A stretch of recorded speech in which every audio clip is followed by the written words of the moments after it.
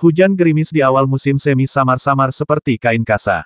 Bunga-bunga dan tanaman di luar jendela, berkilauan dengan tetesan embun setelah gerimis, tampak lebih halus dan semarak. Meskipun langit sempat berubah beberapa hari lalu, menjadi gelap dan suram karena guntur dan debu, langit akhirnya kembali seperti semula, yakni khas langit musim semi.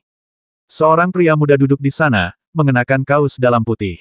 Di depannya terdapat meja berisi hidangan-hidangan, yang semuanya tampak ringan. Pemuda itu tampan dan anggun, tetapi wajahnya terlalu pucat, sepucat semangkuk bubur putih di atas meja. Seperangkat jubah Tao tergantung di kepala tempat tidur, dan sebilah pedang panjang bersandar di jendela. Anak laki-laki itu menyendok sesendok bubur putih, mencicipinya, dan langsung memuji, bubur ini rasanya enak sekali, dan sepertinya aromanya juga lembut. Kira-kira terbuat dari apa ya? Di sampingnya, seorang pelayan berbaju biru berkata dengan hormat, ini bubur tulang harimau.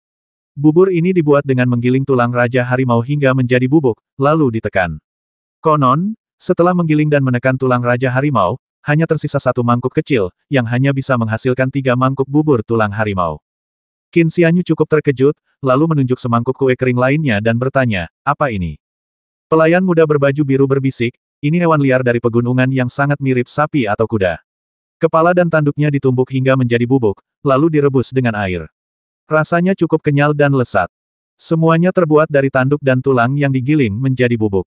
Qin Xianyu merenung sejenak, lalu tersenyum dan berkata, ini semua makanan yang sangat bergizi, yang akan sangat bermanfaat bagi cedera tulang saya. Sepertinya ini menu yang disiapkan dengan cermat. Pelayan berbaju biru itu berkata dengan suara rendah, Tuan Tao memang sangat berpengetahuan.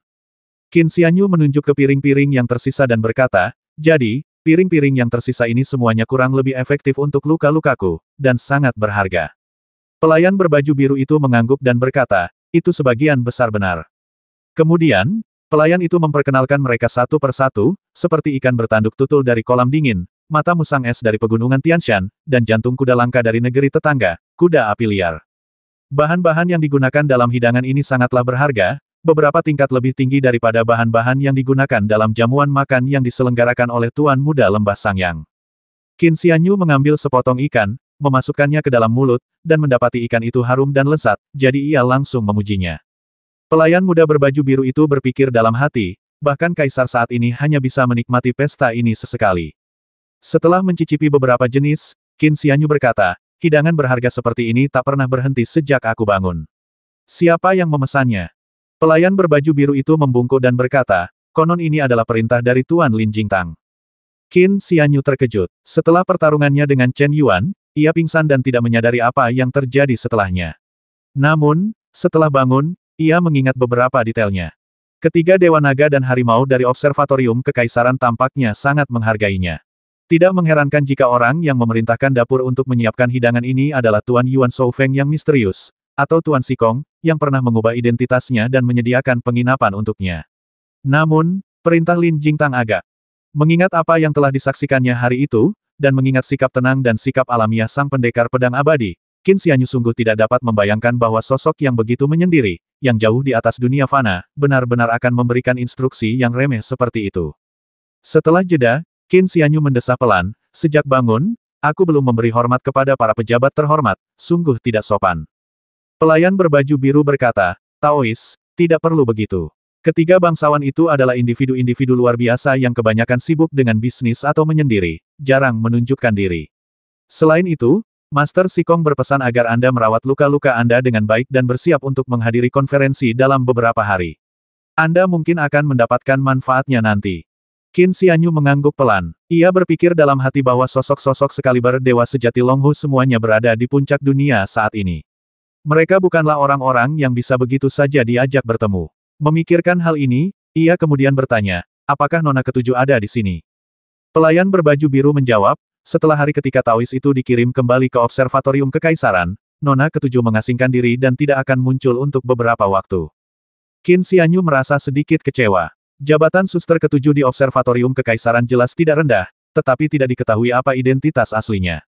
Pelayan muda berbaju biru itu sangat pintar. Ia teringat rumor bahwa Yuhua Daojun ini adalah murid Gunung Qingcheng, rumah leluhur Taoisme, dan telah menghabiskan 20 tahun bermeditasi dalam pengasingan, jadi mungkin ada banyak hal yang tidak ia ketahui. Memikirkan hal ini, pelayan itu segera membungkuk dan berkata, Nona ketujuh adalah murid pejabat musim dingin, salah satu dari 5 pejabat observatorium kekaisaran. Qin Xianyu mengangguk sedikit, dia sudah mempelajarinya dari kakak ketujuh. Pada saat itu, pelayan itu berkata, Menteri Urusan Musim Dingin adalah seorang wanita, dan suaminya adalah kepala juru tulis observatorium kekaisaran.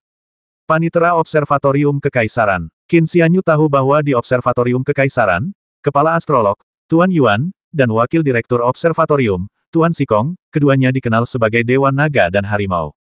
Jabatan mereka sangat tinggi, dan kecuali untuk hal-hal besar dan penting, semua hal lainnya ditangani oleh Panitera. Panitera Observatorium Kekaisaran ini sebenarnya adalah orang yang bertanggung jawab atas Observatorium Kekaisaran. Ternyata kakak ketujuh memang seseorang yang sangat penting. Qin Xianyu berpikir dalam hati. Pelayan berbaju biru berkata, baik Ketua Menteri Yuan maupun Wakil Ketua Menteri Sikong tidak pernah menerima murid, begitu pula Panitera Zhou. Di Observatorium Kekaisaran, hanya 5 pejabat dan pejabat Lingtai yang pernah menerima murid. Mendengar ini, Qin Xianyu akhirnya mengerti. Yuan Shoufeng tidak pernah memiliki murid, begitu pula Guru Sikong, dan begitu pula Panitera Zhou. Suster ketujuh adalah murid Menteri Urusan Musim Dingin. Penampilannya biasa saja, sedikit lebih rendah daripada Zhou, tetapi ia tetap seorang pejabat tinggi di Observatorium Kekaisaran. Ditambah dengan statusnya sebagai Zhou, hal ini sungguh menambah bobot posisi Nona ketujuh. Qin Xianyu berpikir dalam hati, Nona ketujuh bisa dianggap bukan hanya murid Menteri Urusan Musim Dingin, tapi juga murid Panitera Zhou. Karena kedua Dewa Naga Harimau itu belum memiliki murid, Nona ketujuh memiliki status tertinggi di antara murid-murid saat ini. Di masa depan, dia mungkin akan bertanggung jawab atas Observatorium Kekaisaran. Pantas saja dia memiliki status setinggi itu.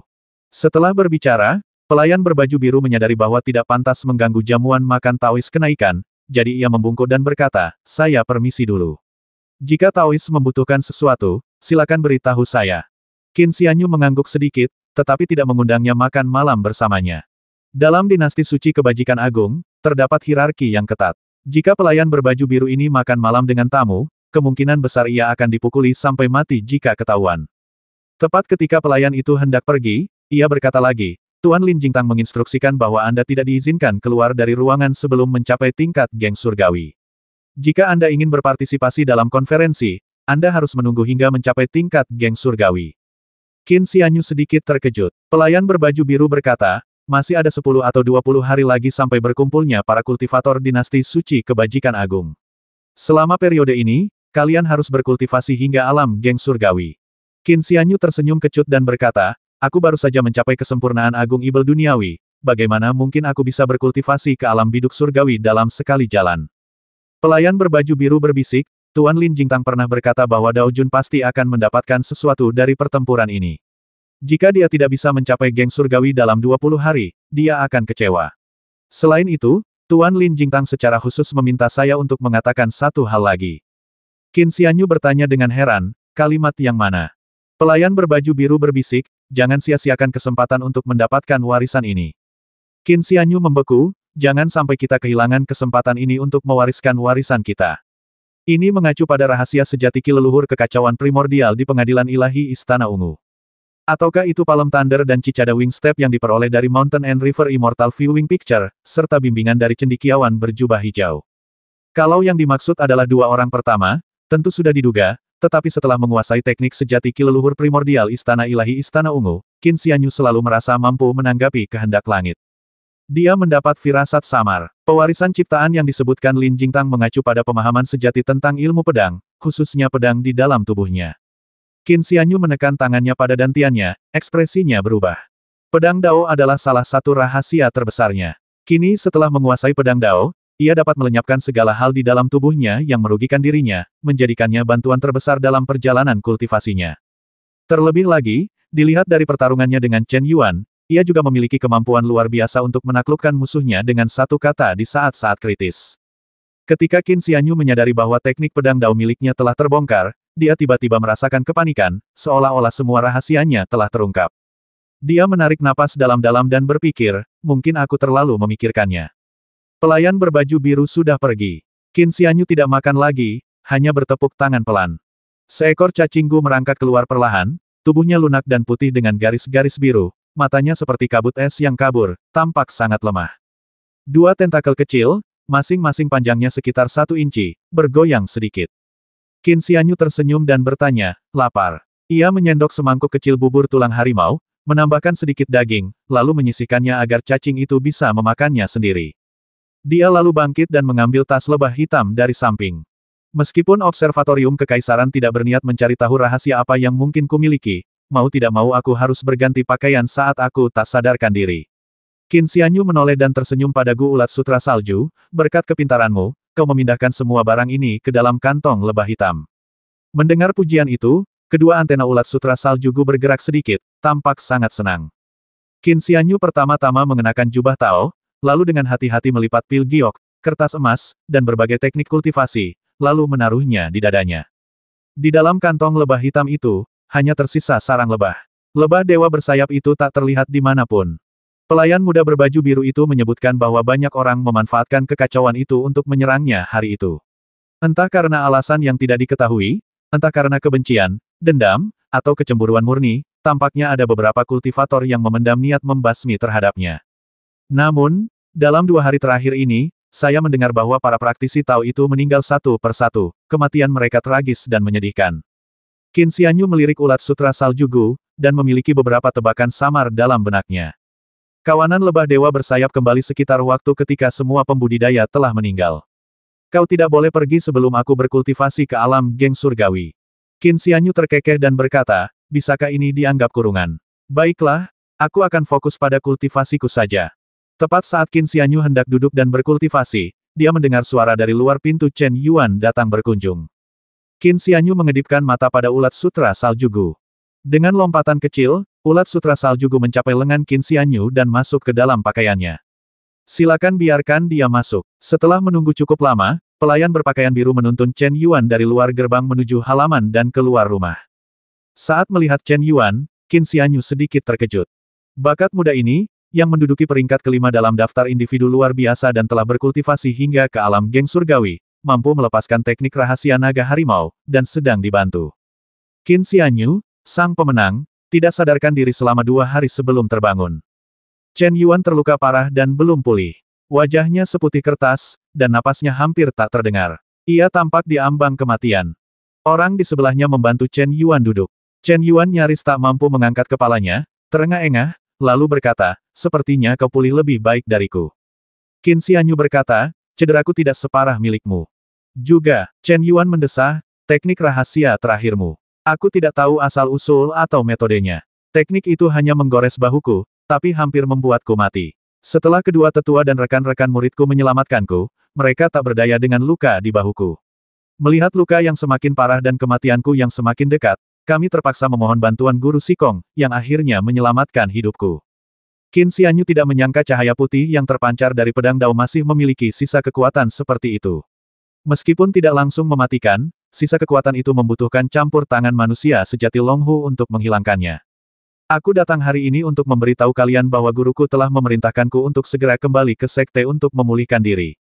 Chen Yuan berkata, pertarungan denganmu ini adalah yang paling menyenangkan yang pernah kualami sejak aku mulai berkultivasi. Aku mendapatkan banyak manfaat darinya. Saat aku kembali, kupikir aku akan mampu membuka 36 titik akupuntur geng surgawi sekaligus, sehingga mencapai kesempurnaan gengsa. Qin Xianyu berkata, kalau begitu saya mengucapkan selamat kepada Anda, rekan Taois. Tapi aku belum puas dengan ini. Chen Yuan menatapnya dan berkata perlahan, aku akan mengasingkan diri. Kali ini, aku akan mengasingkan diri sepenuhnya. Pupil mata Qin Xianyu mengecil. Tetap menyendiri berarti seseorang tidak akan keluar dari penyendirian itu sampai ia berhasil menembus alam yang lebih tinggi. Kebanyakan orang ini memiliki masa depan yang suram, jadi mereka mengambil risiko yang nekat. Jika gagal, mereka akan layu di kamar terpencil mereka. Mengapa orang berbakat seperti Chen Yuan mengalami nasib seperti itu? Mulut Qin Xianyu bergerak sedikit, seolah ingin mengatakan sesuatu, tetapi dia tidak sanggup mengatakannya. Selama masa pengasingan ini, aku harus mencapai kesempurnaan Qi dan Sa dalam waktu 1 bulan. Setelah itu, aku akan mengubah metode kultivasiku dan menaklukkan naga dan harimau. Chen Yuan berkata perlahan, menurut perkiraanku, akan memakan waktu sekitar 10 hingga 20 tahun untuk menyelesaikannya. Jika aku masih belum muncul di dunia setelah 20 tahun, kemungkinan besar aku akan dilahap oleh naga dan harimau dan berubah menjadi abu. Mereka yang mengasingkan diri tidak akan diganggu. Misalnya, Jika Chen Yuan tidak muncul setelah 20 tahun, Sekte Dongyue tidak akan pergi memeriksanya. Ada kasus di mana seseorang yang telah mencapai puncak alam Gangsa menetapkan batas waktu 60 tahun untuk dirinya sendiri ketika ia mencoba menerobos ke alam naga dan harimau. Namun, ia tidak muncul bahkan setelah 60 tahun. Sekte tersebut berasumsi ia telah meninggal dan membuka ruang rahasia tersebut. Tanpa diduga, senior ini terganggu tepat pada saat ia menerobos dan berubah menjadi abu. Qin Xianyu berkata dengan suara berat, kamu sebenarnya tidak perlu melakukan ini. Chen Yuan menggelengkan kepala dan berkata, dengan bakatku sendiri, aku berharap bisa mengolah naga dan harimau dalam 60 tahun, dan juga mungkin untuk menggabungkan naga dan harimau dalam 100 tahun. Namun, mengolah inti emas Dao Agung dan mencapai posisi abadi bumi terlalu sulit. Sebelum bertemu denganmu, aku mungkin mengikuti ide awalku dan berkultivasi selangkah demi selangkah. Tapi jika aku terus seperti ini, aku khawatir 10 tahun lagi, aku bahkan tidak akan bisa melihat punggungmu. Setelah mengatakan itu, Qin Xianyu tidak tahu bagaimana menjawabnya, dan akhirnya menghela napas. Saya harus melewatkan pertemuan akbar di ibu kota, kata Chen Yuan. Namun, mengingat cedera saya, tidak disarankan bagi saya untuk berpartisipasi. Lebih baik saya tenang dan kembali ke sekte saya untuk menyendiri. Lagi pula, dia memberi isyarat kepada pemuda di sampingnya untuk mengambil hadiah itu. Pria muda itu mengeluarkan botol porselen. Ini obat rahasia yang kami gunakan untuk memelihara burung dan binatang buas di pegunungan. Kudengar kau punya sarang lebah dewa bersayap, jadi kuberikan ini padamu. Akhirnya, Chen Yuan tersenyum dan menambahkan, obat rahasia ini 10 kali lebih efektif daripada cairan spiritual Shousun. Qin Xianyu berterima kasih padanya dan menerima obat rahasia itu. Tepat sebelum pergi, Chen Yuan tiba-tiba tertawa dan berkata, kamu bukan pendeta Tao, setidaknya bukan pendeta Tao dari Gunung Qingcheng. Qin Xianyu sedikit terkejut, lalu bertanya, bagaimana kamu tahu? Chen Yuan tertawa dan berkata, para penganut Tao Gunung Qingcheng selalu mementingkan identitas mereka sebagai praktisi Tao, tetapi Anda sering menyebut diri Anda sebagai penganut Tao minor, dan terkadang Anda bahkan menggunakan kata saya untuk menyebut diri Anda sendiri. Anda jelas bukan penganut Tao Gunung Qingcheng yang sah. Qin Xianyu terdiam. Chen Yuan tertawa terbahak-bahak, lalu terbatuk-batuk hebat sebelum pergi. Qin Yu, penganut Taoisme kenaikan Gunung Qingcheng, menduduki peringkat ketiga dalam daftar orang-orang terkemuka. Tingkat kultivasi kesempurnaan agung ibel duniawi. Perbuatan dia memenangkan duel sihir dengan Chen Yuan, seorang murid sekte Dongyue. Selama pertempuran, ia melepaskan sambaran petir surgawi, yang kira-kira setara dengan naga atau harimau, lalu melepaskan seberkas cahaya putih, juga setingkat naga atau harimau. Komentar guntur surgawi terbentuk oleh kekuatan eksternal, yang dihasilkan dari guntur tanah yang bergulung. Adapun cahaya putih, asal-usulnya tidak diketahui, tetapi diduga dibantu oleh benda-benda eksternal. Oleh karena itu, meskipun ia memiliki kemampuan setingkat naga atau harimau, dugaan ketergantungannya pada bantuan eksternal menempatkannya di urutan ketiga dalam daftar individu luar biasa. Chen Yuan, murid sekte Dongyue, menduduki peringkat keempat dalam daftar individu luar biasa. Tingkat kultivasi tingkat geng surgawi. Perbuatan dia dikalahkan saat berperang melawan Ascension Daois. Dalam pertempuran tersebut, ia melepaskan gelombang Yue Timur dari kuil 5 Yue dan Gunung Suci Timur, menggabungkan keduanya untuk menciptakan kekuatan yang melampaui kesempurnaan Gangsa. Akhirnya, dengan meminjam penguasa Yue Yu yang timur dan energi sejati naga dan harimau di dalamnya, ia melepaskan teknik rahasia ciptaannya sendiri, Li Sui, yang mencapai tingkatan naga dan harimau. Komentar karena Wang Chao dari kuil Wu Yue dan Gunung Ilahi Dongyue sama-sama menggunakan penguasa Dongyue Yuyang, pusaka tertinggi naga dan harimau, untuk menampilkan keahlian mereka. Lebih lanjut, teknik rahasia meninggalkan air tidak hanya bergantung pada penguasa Dongyue Yuyang, tetapi juga pada energi naga dan harimau sejati. Oleh karena itu, meskipun mereka memiliki kemampuan setingkat naga dan harimau, mereka sebagian besar bergantung pada objek eksternal. Karena mereka dikalahkan oleh Dewa Tao berbulu, mereka menduduki peringkat keempat dalam daftar individu luar biasa. Qin Xianyu melihat daftar di tangannya dan tetap diam. Orang nomor satu dalam daftar individu luar biasa adalah Lu Xuan. Orang kedua dalam daftar individu luar biasa adalah seorang Buddha dengan wajah lurus yang tidak marah. Keduanya berada di puncak kerajaan Gangsa. Qin Xianyu, sebagai murid Gunung Qingcheng, menduduki peringkat ketiga dalam daftar individu luar biasa. Chen dikalahkan olehnya, karenanya ia menduduki peringkat keempat. Keduanya yang awalnya berada di peringkat ketiga dan keempat dalam daftar individu luar biasa telah disingkirkan oleh Qin Xianyu dan Chen Yuan. Sebenarnya, sinar putih terakhir Qin Xianyu berasal dari pedang Dao. Jika kita tidak memperhitungkan objek eksternal dan hanya mempertimbangkan teknik rahasia, Jika kita benar-benar mempertimbangkannya seperti ini, dengan sinar putih yang memiliki kekuatan alam naga harimau awal, ia sudah berada di puncak daftar individu luar biasa. Tapi pikiran itu hanya terlintas sebentar di benak saya. Seharusnya tidak dianggap serius.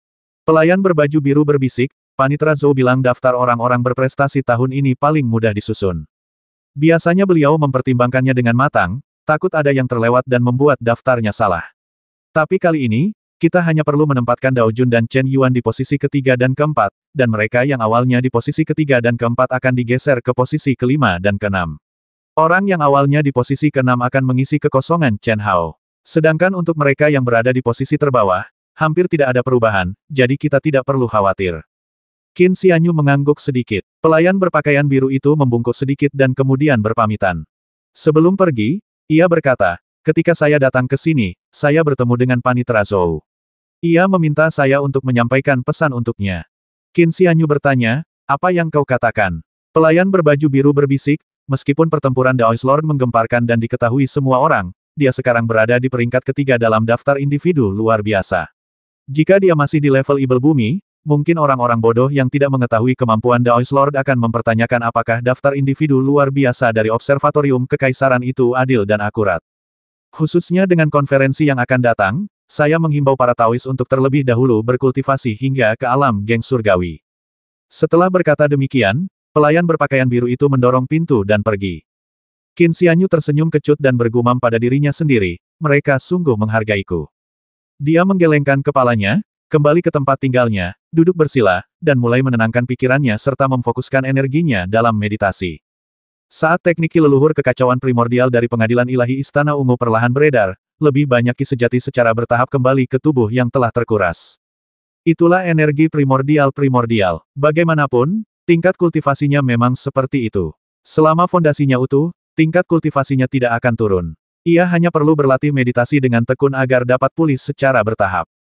72 titik akupuntur Ibel Bumi telah terbuka. Meskipun tidak didukung oleh ki sejati, titik-titik tersebut belum tertutup untuk sementara waktu. Oleh karena itu, mudah bagi Qin Xianyu untuk menanamkan ki sejati satu persatu. Ki sejati berangsur-angsur meningkat, dan kultivasi berangsur-angsur pulih. Ke-72 titik akupuntur bumi kini terisi dengan energi sejati.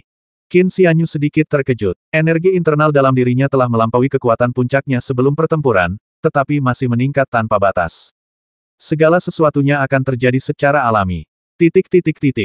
Di ruangan lain, Lin Jingtang duduk bersila, memegang pedang abadi di lututnya, bernapas dalam-dalam. Setelah dia menarik napas, orang lain muncul di ruangan itu. Lelaki itu mengenakan jubah abu-abu kebiruan. Dia adalah seorang lelaki tua, peramal yang sama yang telah meramal nasib di bawah jembatan. Lin Jingtang sedikit membuka matanya dan berkata dengan acuh tak acuh, apa yang kamu lakukan di sini? Yuan Shoufeng tersenyum tipis dan berkata, dulu, aku mempertaruhkan nyawaku untuk mengancam semua orang dan menyelamatkanmu. Bagaimana kau bisa begitu kasar? Lin Jingtang berkata dengan tenang, apa yang kau korbankan saat itu adalah hidupku. Yuan Shoufeng terdiam, tidak mampu menjawab. Kali ini, aku akan menjaga peta pengamatan abadi pegunungan dan sungai untukmu, menggunakannya untuk memancing mereka yang punya motif tersembunyi, lalu membasmi mereka. Itu akan menjadi caraku membalas kebaikanmu, kata Lin Jingtang perlahan. Kau takut membasmi terlalu banyak orang, jadi kau memintaku untuk menahan diri dan membiarkan seseorang mencuri peta pengamatan abadi pegunungan dan sungai, sehingga mengakhiri rencana penangkapan ikan ini. Aku setuju. Sekarang, apa lagi yang masih kau berikan padaku?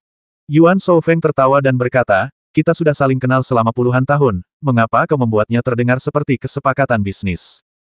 Lin Jingtang tetap tenang, meliriknya, dan tidak mengatakan apapun. Yuan Shoufeng berkata, ku dengar kau cukup tertarik pada pendeta Tao muda itu. Lin Jingtang sedikit mengernyit dan berkata, tidak tertarik. Kamu masih belum bisa berbohong, kalau tidak, kamu tidak akan berakhir seperti ini.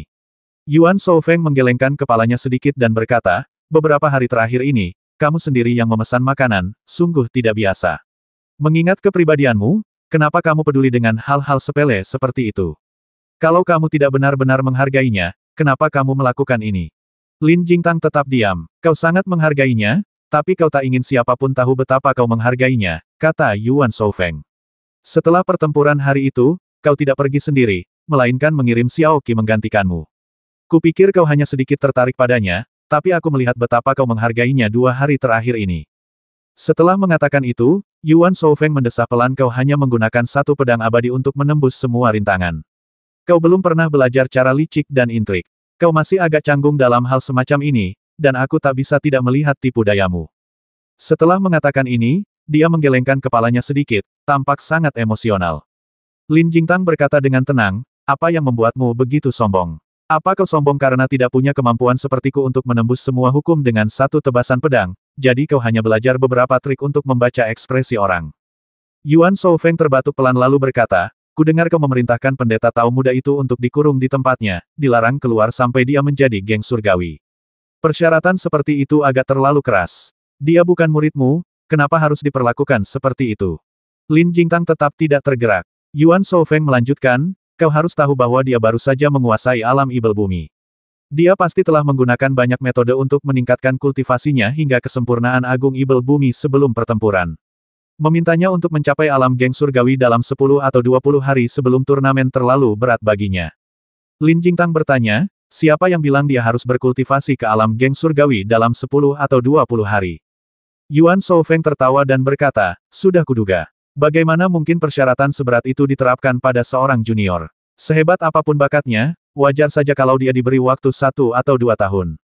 Masuk akal. Lin Jingtang mengangkat alisnya dan berkata perlahan, jika dia tidak mencapai alam geng surgawi dalam 3 hari, aku akan menggunakannya sebagai pedang uji selama sebulan untuk melihat apakah dia masih berani lalai dan lengah. Bahkan seseorang sehebat Yuan Soufeng pun terdiam. Tepat pada saat itu, suatu kehadiran terpancar dari halaman. Keduanya adalah individu yang lahir dari perpaduan naga dan harimau, memiliki aura kekuatan dan vitalitas yang luar biasa. Tak perlu melihat untuk mengetahui aura seperti apa yang mereka pancarkan.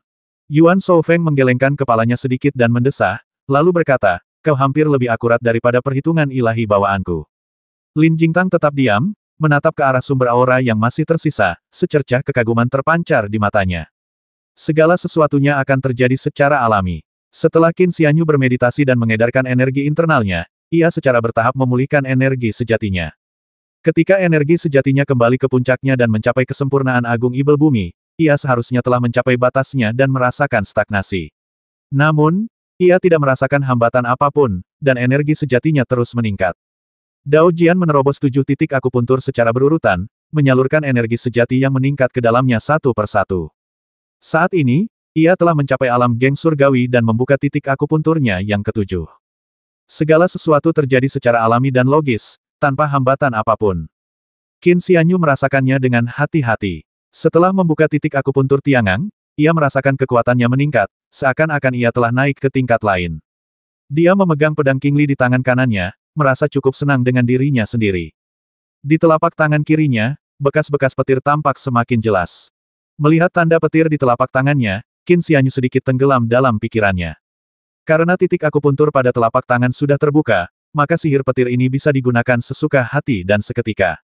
Sekarang setelah dia berkultivasi ke tingkat geng surgawi, kekuatan petir telapak tangan ini luar biasa. Sihir petir terutama dicirikan oleh keganasan dan daya hancurnya, membuatnya luar biasa kuat. Oleh karena itu, sihir ini lebih kuat daripada teknik Taois lain dengan tingkat yang sama. Ketika saya mencapai kesempurnaan agung ibel bumi, telapak petir saya kira-kira setara dengan teknik Taois tingkat geng surgawi biasa. Sekarang setelah saya berkultivasi ke tingkat geng surgawi, telapak petir ini kemungkinan besar akan memiliki kekuatan ibel surgawi yang sempurna. Qin Xianyu memperkirakan secara kasar bahwa dengan energi sejatinya saat ini, dia mungkin dapat melepaskan 5 serangan petir telapak tangan sebelum energi sejatinya habis.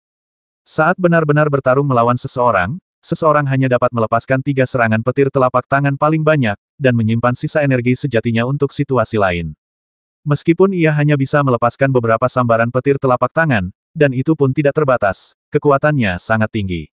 Qin Xianyu merenungkan bahwa hanya dengan sambaran petir telapak tangan ini, tokoh-tokoh biasa setingkat geng surgawi tidak akan sebanding dengannya, dan bahkan mereka yang berada di puncak geng Sa pun harus sangat berhati-hati. Serangan telapak tangan yang menghancurkan Gunung Suci Timur dan menenangkan Timur dan Arus telah dipuja sebagai guntur surgawi, melampaui kesempurnaan alam gangsa. Bahkan telah mencapai alam naga dan harimau. Qin Xianyu teringat sambaran petir telapak tangan itu dan merasa sedikit menyesal. Ia berpikir, sayang sekali. Jika aku mendapat sambaran petir bergulung lagi, kekuatan sambaran petir telapak tanganku mungkin akan lebih besar lagi. Ketika Qin Xianyu bertarung melawan Chen Yuan hari itu, petir telapak tangannya sendiri sudah sebanding dengan teknik Dao tingkat Tiangang umum, dan jika guntur bergulung itu meledak, itu juga akan sebanding dengan teknik tingkat Tiangang. Jika dua sambaran petir digabungkan, mereka akan memiliki kekuatan kira-kira seperti aura tipe Qi yang terbentuk sepenuhnya. Namun, Qin Xianyu tidak melepaskan kedua sambaran petir tersebut secara bersamaan. Sebaliknya, ia mencampurkan guntur yang bergulung dengan energi sejatinya, mengalirkannya melalui segel petir, lalu melepaskannya kembali. Metode ini setara dengan menggabungkan dan mengubah dua jenis petir menjadi satu. Ia mempelajari jurus sayap jangkrik dari lukisan pemandangan abadi pegunungan dan sungai, dan menangkap jangkrik emas yang hendak terbang ke surga. Namun, ia langsung disambar petir yang disebabkan oleh terbangnya jangkrik emas tersebut. Setelah kesengsaraan petir, tanda petir muncul di tangan Qin Xianyu. Tanda petir ini adalah dasar teknik petir telapak tangannya. Setelah membaca catatan Guansu Laodao dan terpengaruh olehnya, Qin Xianyu juga sangat penasaran dengan struktur dasar segel guntur. Oleh karena itu, ia mempelajari segel guntur dengan saksama dan menyimpulkan bahwa segel guntur tersebut mirip dengan jimat guntur. Segel guntur menggunakan lintasan tertentu untuk menarik energi guntur di sekitarnya, menyebabkannya melekat pada jimat atau terkurung di dalamnya oleh jimat. Akan tetapi, jika dibandingkan dengan jimat guntur, segel guntur di telapak tangan jelas memiliki mutu yang lebih tinggi.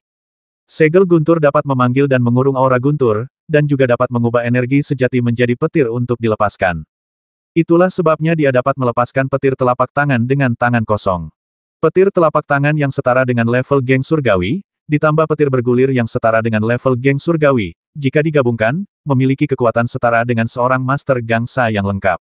Namun, Qin Xianyu tidak hanya menggabungkan petir telapak tangan dan petir bergulir melainkan, ia menggunakan petir bergulir untuk melepaskan petir telapak tangan, sebuah perubahan mendasar.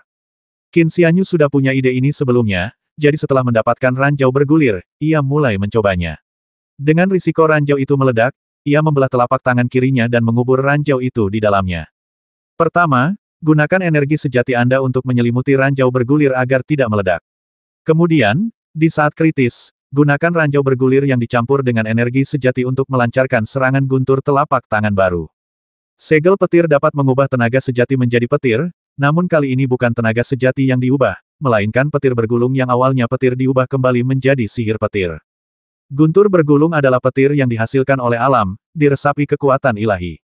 Setelah dicap dengan guntur, ia berubah kembali menjadi guntur, mengalami perubahan mendasar, seolah bermetamorfosis, dan pada dasarnya naik ke tingkat yang lebih tinggi, menjadi sambaran petir yang sangat menakutkan. Kilatan petir yang dipenuhi kekuatan surga. Bukan gabungan dari guntur palem dan guntur bergulung, melainkan keduanya melebur menjadi satu, mengalami perubahan mendasar dan melonjak naik, menjadi petir dahsyat yang mengandung kekuatan surga. Efek ini seperti menambahkan bahan bakar ke api. Oleh karena itu, serangan telapak tangan itu memiliki kekuatan tahap awal alam naga harimau. Jika kami bisa mendapatkan ranjau darat bergerak lainnya, itu akan benar-benar memberi kami banyak kepercayaan diri. Qin Xianyu menghela nafas dengan menyesal. Tiba-tiba, suara aneh terdengar dari sampingnya. Ia menoleh dan terkejut. Ulat sutra salju Gu telah menghabiskan semua obat rahasia yang dikirim Chen Yuan dan sekarang berguling-guling di tanah. Qin Xianyu tidak lagi menaruh dendam terhadap cacing Gu, tetapi melihatnya dalam kondisi seperti ini, dia merasa sangat khawatir dan tidak tahu harus berbuat apa. Ulat sutra salju Gu mengeluarkan erangan pelan dan samar. Tiba-tiba tubuhnya menegang dan berhenti bergerak. Qin Xianyu merasakan hawa dingin di hatinya, seperti ketika burung biru itu dijatuhkan oleh pendekar muda bermarga Zhao dengan batu, dan tiba-tiba merasa sedikit getir. Sebelum dia sempat berduka, dia melihat ulat sutra salju Gu gemetar sedikit, membalikkan badan, dan menghadap ke langit dengan punggungnya menghadap dia. Perlahan-lahan, dua retakan muncul di punggung ulat sutra salju Gu, yang selembut air. Dari sela-sela kedua celah itu, sepasang sayap perlahan muncul, lembut dan tak berwarna, sepenuhnya transparan, lebih tipis dan lebih lembut dari sayap jangkrik. Ulat sutra salju Gu melebarkan sayapnya sedikit dan terbang, lalu mendarat di bahu Qin Xianyu. Bahkan sekarang, Qin Xianyu masih linglung. Ulat sutra salju Gu mendekap di lehernya, mengelusnya lembut. Qin Xianyu terbangun kaget, penuh kegembiraan. Ia menggenggam Gu ulat sutra salju di tangannya, mengelusnya lembut, seolah-olah sedang menyentuh sutra halus, luar biasa halus dan lembut. Ia menyentuh sepasang sayap itu dengan jari-jarinya, merasakannya begitu lembut dan setipis sayap jangkrik, dengan sendewa yang begitu indah. Ulat sutra salju Gu mengembangkan sayapnya sedikit, dan tubuhnya terbang di udara, mengitari kepala Qin Xianyu. Qin Xianyu tahu bahwa Gu ulat sutra salju ini pasti telah naik level berkat obat rahasia Chen Yuan, sehingga ia bisa menumbuhkan sepasang sayap yang tembus cahaya dan lembut. Selain itu, ia pasti telah memperoleh beberapa kemampuan lain. Namun, karena ini adalah observatorium kekaisaran, ia untuk sementara waktu menahan rasa ingin tahunya dan tidak menyelidiki kemampuan lain apa yang dimiliki Gu Ulat Sutra Salju setelah naik level. Sungguh menggembirakan bahwa kita berdua mendapatkan manfaat dan membuat kemajuan. Qin Xianyu tersenyum tipis, memegang Gu Ulat Sutra Salju di tangannya, lalu meletakkannya di dadanya. Dia mengemas beberapa barang, menggantungkan tas lebah hitam di sisinya, dan menyampirkan pedang Qingli secara diagonal di belakangnya. Qin Xianyu berjalan ke pintu dan berkata sambil tertawa pelan, kamu telah mencapai alam geng surgawi. Dia lalu mendorong pintu hingga terbuka dan melangkah keluar. Setelah Qin Xianyu keluar, ia pertama-tama mencari pertemuan dengan 3 manusia sejati naga dan harimau, namun tanpa terkecuali, ia tidak dapat menemui satupun dari mereka. Tuan Sikong tidak berada di Observatorium Kekaisaran karena menghadiri konferensi yang akan diadakan di ibu kota. Tuan Yuan Shoufeng sangat misterius dan keberadaannya sulit diprediksi. Bahkan di Observatorium Kekaisaran, sangat sedikit orang yang tahu persis di mana dia berada. Adapun Tuan Lin Jingtang, dia hanya membalas dengan 2 kata saya tidak akan menemuinya. Jenderal Surgawi yang baru naik tahta ini, penuh kebanggaan dan kepuasan diri, disambut dengan dingin. Ia hanya bisa tersenyum getir, kupikir ketiga manusia sejati naga dan harimau dari Observatorium Kekaisaran telah bersuara untuk menyelamatkan hidupku dan membawaku kembali ke Observatorium Kekaisaran untuk memulihkan diri, jadi mereka pasti sangat menghargaiku. Tapi sekarang sepertinya aku tidak dihargai sama sekali. Dia sama sekali tidak terganggu, dia tetap tenang dan kalem, dan pergi menemui Panitra Zhou seperti biasa. Ketika mengetahui bahwa Zhou, sang panitera, sedang sibuk dengan urusan lain dan tidak berada di Observatorium Kekaisaran, Qin Xianyu terdiam sesaat. Tak seorang pun dari ketiga dewa naga dan harimau itu terlihat, dan Zhou, sang panitera, terlalu sibuk dengan urusannya, sementara saudari ketujuh telah pergi mengasingkan diri. Saat itu, semua orang di Observatorium Kekaisaran sama sekali asing baginya, atau bahkan tidak berinteraksi dengannya sama sekali. Satu-satunya orang yang bisa dianggap berinteraksi dengannya hanyalah Helang, tetapi ia tidak terlalu ramah. Jika mereka tetap di sini, mereka akan benar-benar tersesat di Observatorium Kekaisaran, tanpa seorang pun kenalan dan tanpa tahu harus berbuat apa. Dia menggelengkan kepalanya dalam hati dan berjalan menuju gerbang Observatorium Kekaisaran. Observatorium Kekaisaran dibangun sesuai spesifikasi Istana Kekaisaran dan Taman Dalam. Istana, koridor, bukit buatan, air yang mengalir, bunga dan tanaman, kolam, serta ikan yang berenang semuanya memanjakan mata. Di masa lalu, Qin Xianyu mungkin dipenuhi kekaguman, tetapi sekarang dia merasa jauh lebih tenang. Sepanjang perjalanan, tak seorang pun menghentikannya pergi. Semua orang di Observatorium Kekaisaran mengetahui kemunculan Sang Taois yang telah naik tingkat. Dengan demikian, Qin Xianyu melakukan perjalanan hingga keluar Observatorium Kekaisaran. Akan tetapi, pemandangan di pintu membuatnya terhenti karena terkejut. Seseorang tergeletak mati di ambang pintu, tergeletak di genangan darah, tak bernyawa. Haha, cepat kirim guru besarmu untuk menjemputku. Ada seorang pria kekar di masa jayanya yang tertawa terbahak-bahak dan berkata, aku ingin bergabung dengan kalian. Percayalah, aku memiliki kultivasi seorang Grandmaster bela diri, dan tak terhitung kekuatan di dunia ingin merekrutku. Apakah ada yang membuat masalah di Observatorium Kekaisaran? Sebuah pikiran terlintas di benak Qin Xianyu, diikuti oleh perasaan absurd yang mendalam. Meskipun pendatang baru itu sombong dan bukan seorang Grandmaster seni bela diri, ia memiliki kekuatan internal lebih dari 7 inci, mendekati 8 inci, yang membuatnya menjadi tokoh tangguh di dunia seni bela diri sekuler, dan bahkan bisa dibilang seorang master.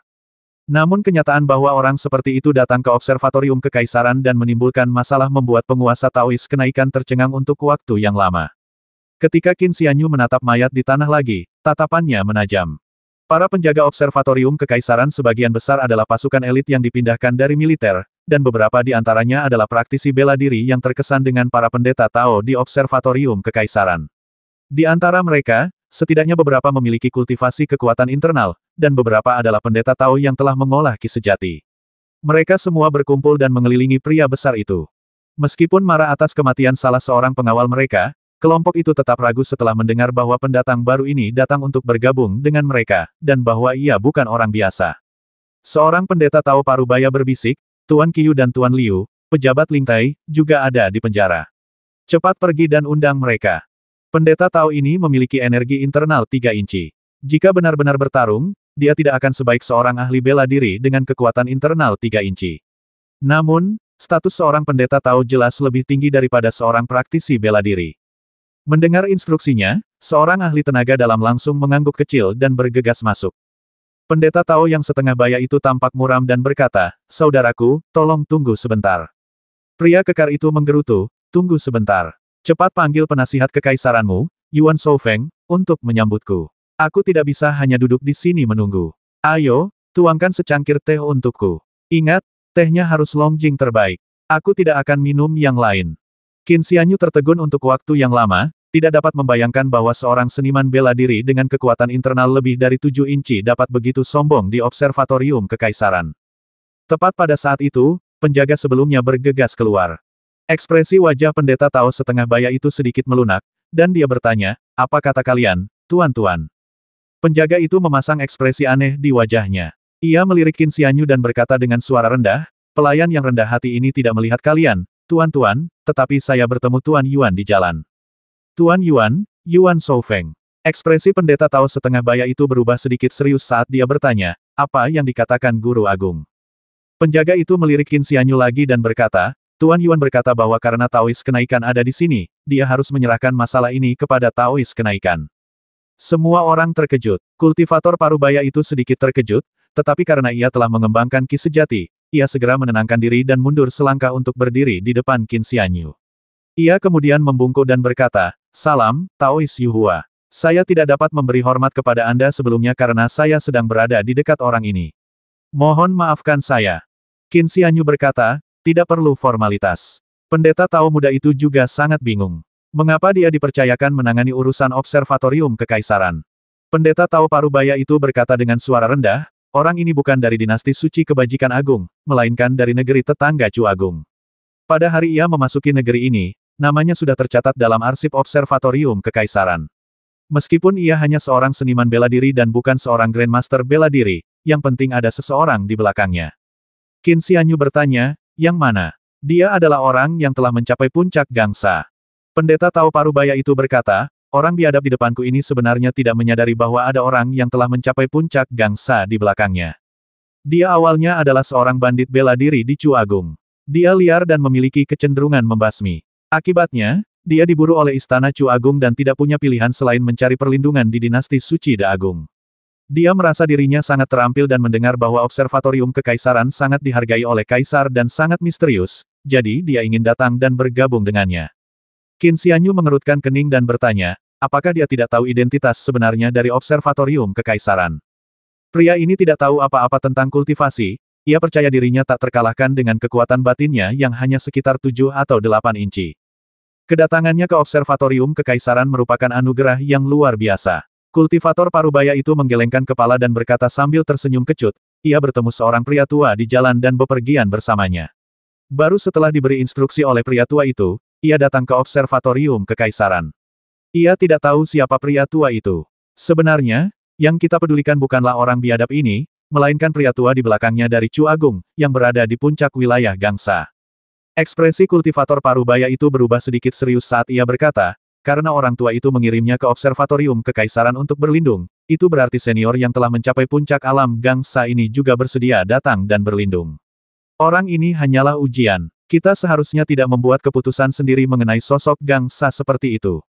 Mendengar ini, Qin Xianyu langsung mengerti. Masalah ini menyangkut seseorang yang energi spiritualnya telah mencapai kesempurnaan. Observatorium kekaisaran mengendalikan tatanan seluruh dinasti kebajikan agung, dan hanya beberapa orang di dalamnya yang telah mencapai puncak alam Gang Dansa. Meskipun lelaki tua dari Chu Agung bukanlah seseorang yang sepenuhnya dapat dipercaya atau diberi tanggung jawab penting, bagaimanapun juga, ia adalah seorang tokoh di puncak kerajaan Gangsa. Masalah ini mungkin sulit diputuskan bahkan oleh beberapa ahli puncak Gangsa setidaknya. Hal ini harus dipertimbangkan secara pribadi oleh kepala juru tulis sebelum keputusan dapat dibuat. Tetapi karena Tuan Yuan berkata agar biarlah Taois kenaikan mengurusnya sendiri, kami tidak punya pilihan lain selain biarlah Taois kenaikan mengurusnya. Qin Xianyu merenung sejenak. Meskipun seseorang yang telah mencapai puncak Gangsa tidak dapat diberi tanggung jawab penting atau dipercaya, tingkat kultivasinya hanya di bawah manusia sejati naga harimau, yang menunjukkan bahwa ia sangat penting. Qin Xianyu mengangguk pelan dan berkata, sebagai perbandingan, penjaga yang tewas di depan kita hanyalah seorang pemula dalam kultivasi energi internal, jadi dia sebenarnya tidak penting. Mendengar hal ini, Raut wajah pendeta Tao setengah baya itu berubah menjadi tidak menyenangkan. Para penjaga menggertakkan gigi, mata mereka penuh amarah. Saat itu, Qin Xianyu berkata dengan tenang, namun, pertama-tama kita harus mengalahkan orang ini di depan kita. Pria kekar itu meraung, apa katamu? Kau pikir kau bisa mengalahkan seorang Grandmaster bela diri sepertiku hanya karena seorang pemula yang baru saja mulai mengembangkan energi internal. Terima kasih pula kepada Laiman Fude atas sumbangan dermawan dari kedua siswa yang mengikuti buku ini. Di antara para penjaga yang menjaga observatorium kekaisaran, sebagian besar merupakan ahli kekuatan internal, termasuk beberapa yang memiliki kekuatan internal 7 atau 8 inci, dan bahkan ada seorang Grandmaster seni bela diri. Ketika lelaki kekar itu melihat pendeta muda Tao memerintahkan penangkapannya, ia segera melancarkan serangan dan mengalahkan beberapa master energi internal di depan kelompok itu. Saat penjaga lainnya hendak melangkah maju, mereka melihat pria kekar itu tiba-tiba menyerbu ke arah Qin Xianyu. Para penjaga itu semua terkejut dan ingin bergegas maju untuk membantu, tetapi sang Grandmaster bela diri menatap mereka dan mereka semua berhenti. Aku akan memukulmu sampai mati, pendeta Tao kecil yang buta. Tubuh lelaki kekar itu memancarkan aura berapi-api, seperti tungku api, dan tinjunya dihempaskan dengan kekuatan yang sangat dahsyat. Bagaimana mungkin pendeta Tao muda yang tampak lemah ini mampu menahan pukulan ganda di kepala? Tepat saat dia menyeringai jahat, dia melihat pendeta Tao muda itu tersenyum tipis. Tanpa sang Tao muda menghunus pedangnya atau darahnya mendidih, ia hanya menekan tinju sang Tao muda dengan sendewa ringan. Lalu, pendeta Tao muda itu mengulurkan tangan dan menepuk pundaknya. Lelaki kekar itu berputar di tempat, lalu pendeta Tao muda itu mengulurkan tangan dan menekan kepalanya ke tanah. Turunkan dia. Para penjaga kemudian melangkah maju dan menangkapnya hidup-hidup. Lelaki kekar itu tetap terdiam bahkan setelah terjepit ke tanah, seolah-olah dalam mimpi, ekspresinya linglung, tampaknya tidak percaya bahwa seorang pendeta Tao muda yang lemah telah dengan mudah menaklukkannya. Tepat saat para penjaga mengikatnya, ia terbangun kaget dan meraung, apa yang ingin kau lakukan? Sekalipun observatorium kekaisaranmu punya banyak ahli, aku ahli energi internal 8 inci. Kau pikir kau bisa melukaiku dengan membasmi seorang pemula energi internal? Statusku berkali-kali lipat lebih tinggi daripada pemula itu. Seorang penjaga menendangnya. Dia mencibir, bukankah kamu baru saja menyebut dirimu Grandmaster bela diri? Pria kekar itu mengabaikannya, hanya menatap pendeta Tao muda itu, dan berteriak tegas, kau seharusnya tahu bedanya benar dan salah. Aku menolak dijadikan tumbal untuk menemani pengawal ini dalam kematian. Qin Xianyu menatap ekspresi pria kekar yang sangat marah itu. Setelah terdiam beberapa saat, ia melirik mayat di tanah, mengangkat kepalanya, dan berkata dengan tenang, kultivasi bela dirimu memang lebih tinggi daripada saudara yang kau basmi. Wajah lelaki kekar itu berseri-seri karena gembira, dan senyum akhirnya muncul di wajahnya. Penjaga lainnya tampak agak muram. Qin Xianyu berkata dengan suara rendah, tapi bagaimanapun juga, dia adalah anggota observatorium kekaisaran. Saya sering mendengar cerita tentang para ahli strategi, seperti mereka yang merupakan ahli strategi brilian yang dapat menggunakan rencana mereka untuk menaklukkan jenderal musuh dan membawa mereka di bawah komando mereka. Tapi saya sering bertanya-tanya, apa yang akan dipikirkan para prajurit yang dibasmi oleh jenderal ini, keluarga mereka, dan seluruh pasukan. Qin Xianyu menatapnya dan berkata, beberapa ratus tahun yang lalu, Chu Agung Anda menyerang perbatasan dinasti Suci De Agung. Kemudian, seorang bijak mengirim seorang wanita cantik kepada jenderal terkemuka, memintanya untuk menghentikan permusuhan selama setengah bulan. Selanjutnya, pasukan memberontak, membasmi sang jenderal, dan kemudian mundur kembali ke negara. Konon, orang bijak itu mengutus orang untuk menyebarkan desas-desus bahwa sang jenderal bernafsu dan telah mengabaikan para prajurit yang gugur dalam pertempuran.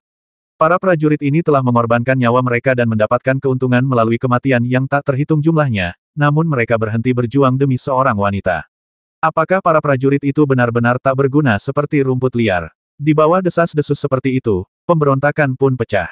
Pendeta Tao muda itu berbicara perlahan, seolah menjelaskan beberapa prinsip. Meskipun pria kekar ini sembrono dan arogan, agak meremehkan orang lain, ia merasa ada yang tidak beres. Terkejut dan marah, ia bertanya, apa yang kau coba lakukan? Qin Xianyu berkata, kau adalah ahli kekuatan batin 7 inci, hampir 8 inci. Di sisi lain, dia hanyalah seorang penjaga yang baru saja memasuki ranah kekuatan batin. Meskipun kami telah kehilangan dia, alangkah baiknya jika kami bisa menaklukkanmu. Pria kekar itu menghela napas lega.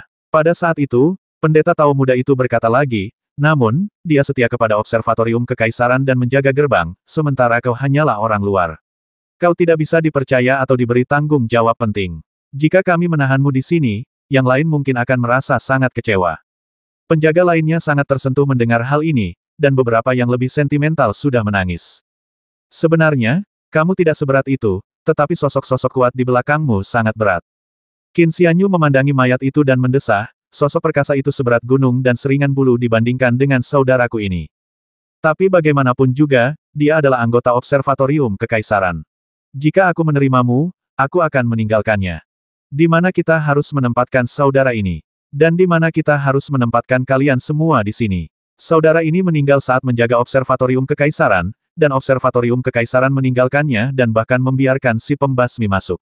Apa pendapat anggota keluarganya, istri, anak-anak, dan ibunya yang sudah tua? Saat dia mulai berbicara perlahan, wajah lelaki kekar itu berubah sangat jelek. Pria kekar itu meraung, omong kosong apa yang kau ucapkan? Omong kosong macam apa setan spiritual ini? Aku tidak mengerti. Apa yang kau, bocah ingusan, tahu? Panggil penasihat nasionalmu ke sini untuk menemuiku. Kamu tidak mengerti. Qin Xianyu berkata dengan tenang, kamu mengerti. Lelaki kekar itu membeku, tak mampu mengucapkan sepatah kata pun. Dia tidak mengerti apa maksud, tetapi dia bisa mengerti apa yang dimaksud pendeta Tao muda itu. Qin Xianyu berkata, jika saya yang memimpin, saya akan memperlakukan Anda dengan sopan, merekrut Anda, dan juga merekrut senior di belakang Anda. Mengenai saudara yang telah meninggal ini, saya akan menambah jumlah uang yang diberikan kepada keluarganya, yang merupakan tindakan yang bijaksana. Ia menggelengkan kepala dan berkata, sayangnya, saya bukan orang yang bertanggung jawab. Meskipun saya tidak lagi serapuh kertas, jika kita mengatakan bahwa nyawa manusia sama tak berharganya dengan rumput, saya dulunya adalah salah satu dari rumput-rumput itu. Setelah berkata demikian, ia melambaikan tangannya dan berkata kepada para pengawal, bahwa dia pergi. Meskipun kultivator parubaya itu merasa sangat disayangkan telah kehilangan seorang master dari ranah gangsa, ia juga cukup gelisah saat itu. Ia membungkuk sedikit kepada Qin Xianyu dan berbisik, apa yang harus kita lakukan dengannya? Qin Xianyu berkata, masalah ini menyangkut seseorang yang telah mencapai puncak ranah gangsa.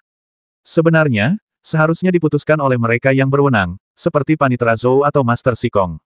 Di mata mereka yang berwenang, pandangan mereka mungkin berbeda, atau mereka mungkin lebih tenang dan mempertimbangkan segala sesuatunya dengan lebih matang. Sedangkan saya hanyalah orang luar dengan pengetahuan terbatas dan saya tidak berwenang. Keputusan yang sebenarnya seharusnya bukan saya yang membuat. Pendeta Tao yang sudah setengah baya itu merasa sangat kecewa. Saat itu, cahaya putih tiba-tiba muncul di langit. Saat itu siang bolong dengan matahari bersinar terang, tetapi berkas cahaya putih ini bahkan lebih menyilaukan daripada sinar matahari. Cahaya putih menyambar di udara, melewati pria kekar yang telah melintasi perbatasan dari Great Chu, sebelum berputar di udara dan menuju ke timur. Apa itu? Semua orang terkejut. Lelaki kekar itu sudah tergeletak di tanah, dengan lubang berdarah di tenggorokannya, matanya dipenuhi teror dan ketidakpercayaan. Dari mereka yang hadir, hanya Qin Xianyu yang mengenali wujud asli cahaya putih itu. Itu adalah pedang terbang. Pedang terbang itu seputih salju, dan karena sangat cepat, ia berubah menjadi seberkas cahaya putih dan terbang ke arah timur. Qin Xianyu punya beberapa tebakan samar. Pedang terbang itu mengarah ke timur, mungkinkah ia akan membasmi orang yang telah mencapai puncak alam Qi dan Sha. Sekalipun Anda seekor naga atau harimau, sungguh lancang jika Anda mengandalkan pedang terbang tanpa kehadiran Anda. Tepat pada saat itu, cahaya putih terbang kembali. Napas Qin Xianyu tersengal-sengal. Ini membasmi seorang ahli kesempurnaan gangsa. Lain kali aku menghadapi hal seperti ini, aku akan menghunus pedangku dan membasminya. Sebuah suara samar datang dari sampingnya, yang menurut Qin Xianyu sangat familiar. Suaranya acuh tak acuh dan menyendiri, seperti suara makhluk surgawi.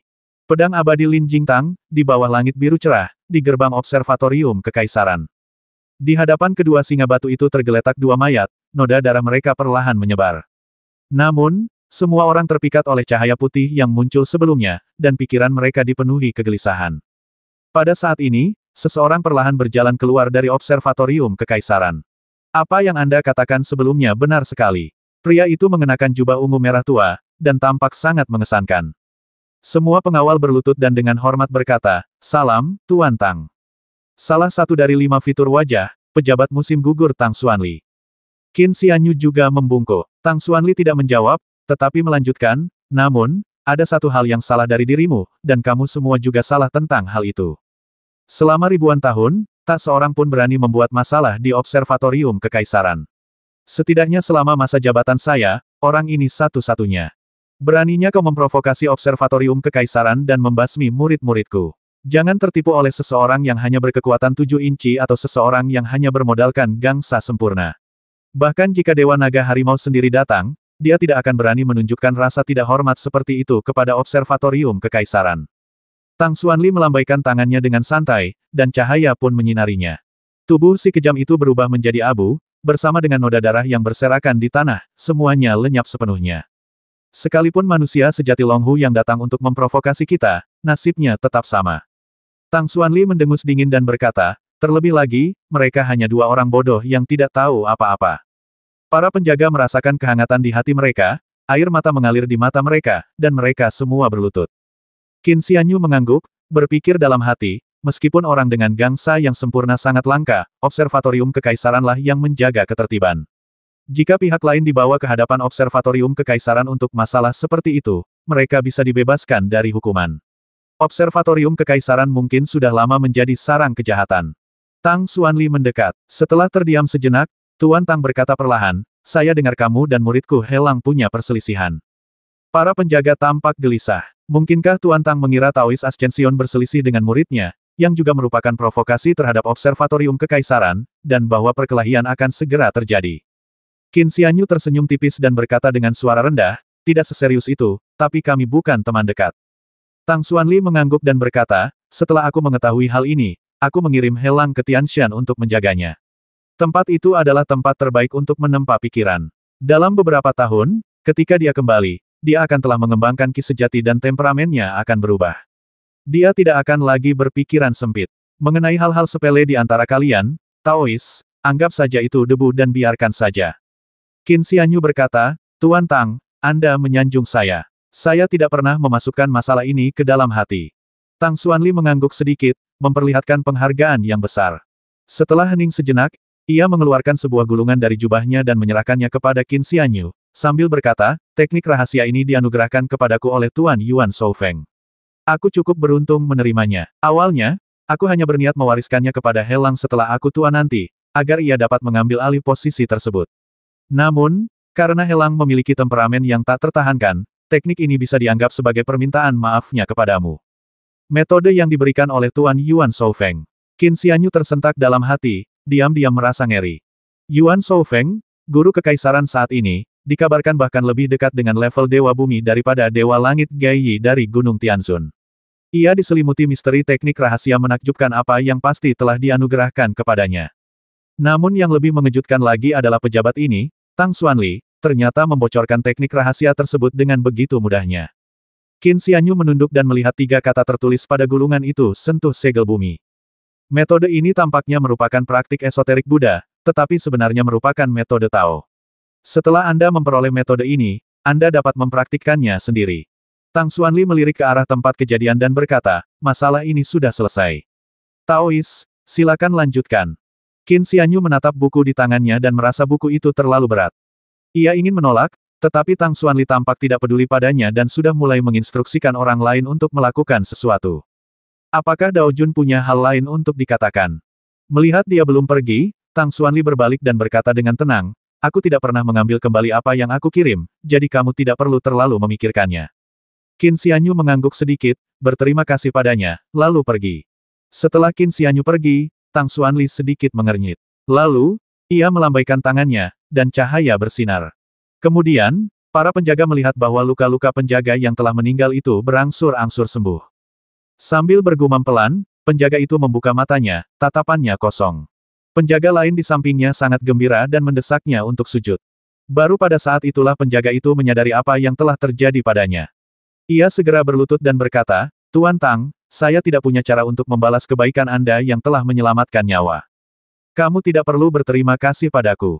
Tang Xuanli berkata dengan tenang, Observatorium Kekaisaran memiliki arai di mana-mana. Ketika orang biadab itu bergerak, arai itu sudah aktif. Kau seharusnya terbasmi oleh arai itu sebelum dia melukaimu.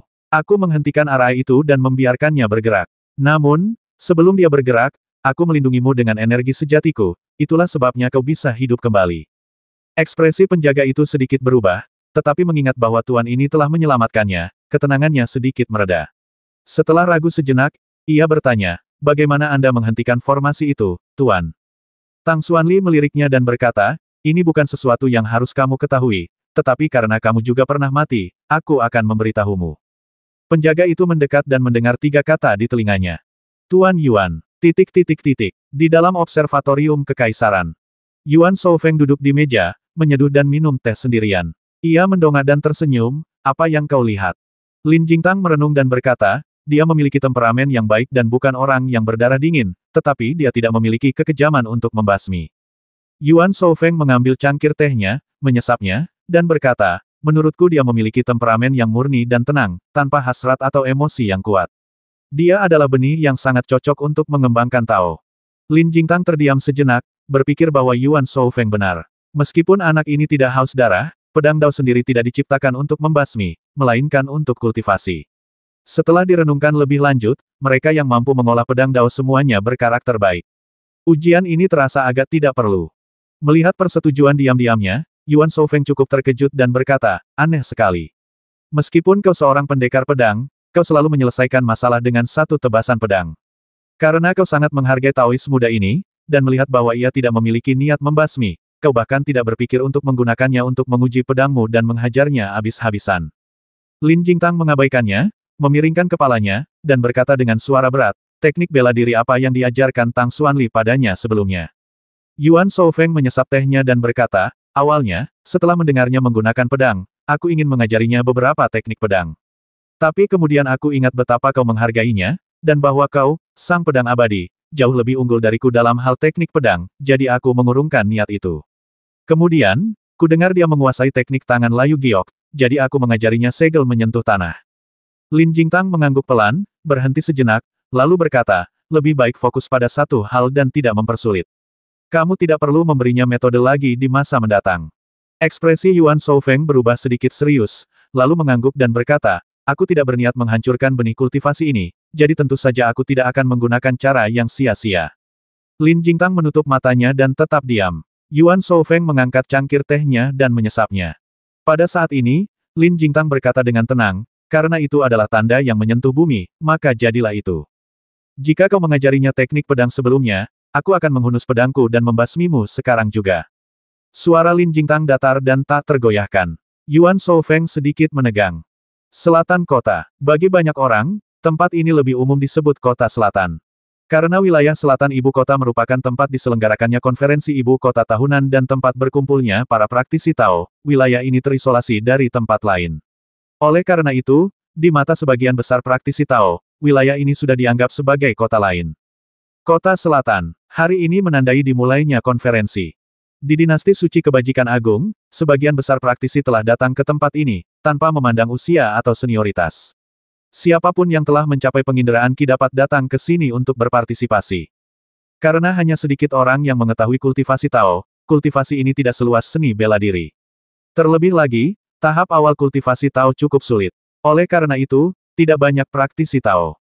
Banyak praktisi Tao, yang menyadari status mereka, tetap bersembunyi dalam bayang-bayang. Berdiri di bawah cahaya di arena itu ada sekitar beberapa ratus kultivator, hampir semuanya berada pada tahap pemurnian Qi, hanya sedikit yang berada pada tahap gangsa. Konferensi ini diadakan setiap 10 tahun. Sebagian besar dari Anda sudah familiar dengan aturan-aturannya, tetapi selalu perlu untuk membahasnya kembali.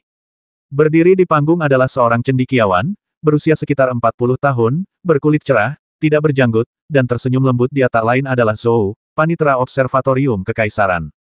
Semua orang menahan napas dan mendengarkan dengan penuh perhatian. Zhou, sang panitera, berkata, di belakang saya ada gerbang dengan 36 jalur. Setiap beberapa langkah, atau bahkan ratusan langkah, jalur-jalur itu akan bercabang, membentuk interior seperti labirin yang bersilangan dan berkelok-kelok. Pintu keluar terakhir ada di sebuah istana di observatorium kekaisaran di pusat ibu kota. 72 orang pertama yang mencapai observatorium kekaisaran akan dianggap sebagai pemenang dan akan menerima kesempatan khusus yang diberikan oleh observatorium kekaisaran. Petugas Zhou tersenyum, menatap semua orang, dan berkata, harap diingat, hanya 72 orang pertama yang akan diterima. Mereka yang datang kemudian akan dianggap kalah dan harus kembali berpartisipasi dalam 10 tahun. Begitu dia selesai berbicara, serangkaian diskusi pun terjadi. Pada tahun-tahun sebelumnya, bukankah kita hanya menerima 36 orang, lalu memilih 3 orang terbaik dari 36 orang tersebut? Kali ini, kami telah merekrut 72 orang, dan tampaknya tidak akan ada masalah lagi. Apakah observatorium kekaisaran sudah gila, mengubah kuota dari 3 menjadi 72? Anda tidak tahu bahwa, menurut rumor, observatorium kekaisaran telah kehilangan peta pemandangan abadi gunung dan sungai yang tak ternilai harganya dan telah menggantinya dengan kesempatan lain tahun ini. Mendengar ini, banyak orang tersentak. Di mata para praktisi Tao, observatorium kekaisaran mengendalikan perintah dinasti agung yang berbudi luhur, bagaikan seorang jenderal dewa, dan tidak boleh dilanggar. Namun, bagaimana mungkin harta observatorium kekaisaran yang paling berharga itu bisa hilang? Tahun-tahun sebelumnya, hanya ada 3 tempat yang tersedia untuk acara melihat makhluk abadi melintasi pegunungan dan sungai, tetapi tahun ini ada 72 tempat, membuat peluangnya berkali-kali lipat lebih besar. Saya penasaran, kesempatan seperti apa yang menggantikan acara melihat makhluk abadi melintasi pegunungan dan sungai? Apakah kesempatan seperti ini sebanding dengan acara melihat makhluk abadi melintasi pegunungan dan sungai? Zhou, petugas pendaftaran, dan yang lainnya membahas masalah itu dengan tenang. Setelah beberapa saat, melihat bahwa diskusi tidak mereda tetapi malah semakin intens, mereka akhirnya terbatuk pelan tanda pasrah. Suaranya tidak terlalu keras, tetapi batuknya ringan seperti angin sepoi-sepoi, terdengar oleh semua orang di ruangan itu. Seperti yang kalian semua ketahui, jalan menuju gerbang di belakangku berubah setiap 10 tahun, dan berbeda dari tahun-tahun sebelumnya. Oleh karena itu, rekan-rekan Taois yang telah berpartisipasi dalam konferensi-konferensi sebelumnya tidak perlu khawatir tentang pengalaman apapun yang bisa dibagikan. Dalam hal ini, baik pendatang baru maupun veteran, kesempatannya sama. Zhou, sang panitera, berkata, nanti, observatorium kekaisaran akan mengeluarkan token untuk melindungi kalian semua. Setelah mendapatkan token, silakan masukkan energi sejati Anda ke dalamnya untuk membentuk jejak.